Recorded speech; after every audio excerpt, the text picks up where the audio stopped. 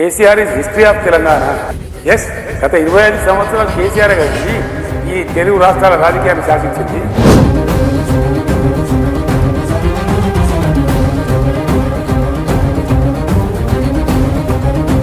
Phone tapping కేసులో మాజీ CM KCR కి సిట్ నోటీసులు అందించారు.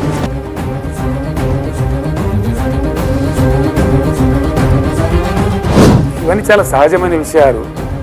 ఇప్పుడు ఉన్నటువంటి ప్రభుత్వానికి చాలా బుర్ర తక్కువ ప్రభుత్వం అండి. దాన్ని కూడా ఒక రాజకీయ అంశంగా మార్చి వాళ్ళ కాకా పేపర్లు, వాళ్ళ కాకా పట్టే ఛానళ్లలో డర్టీ ట్రిక్స్ చేస్తున్నారు తప్ప ఏం ట్యాపింగ్ ఎవడు చేస్తాడు నాకు అర్థం కాదు. ఎవరి ట్యాప్ ఎవడు చేస్తాడు? ఫైనల్లీ వాట్ ఐ సే, ఇటువంటి పిచ్చి ప్రయత్నాలు ఇప్పటికైనా మానుకోండి. తప్పు చేసినోడు భయపడతాడు, తప్పు చేయనోళ్ళు ఎవరికి భయపడాడు. రేవంత్ రెడ్డి గారు వారి జేజమ్మ కూడా భయపడే సమస్య లేదు. మాకు న్యాయస్థానాల మీద గౌరవం ఉంది. నువ్వు ఎక్కడికి పిలిచినా వస్తా, ఎన్నిసార్లు పిలిచినా వస్తా, నిజాయితీగా సమాధానాలు చెప్తాం.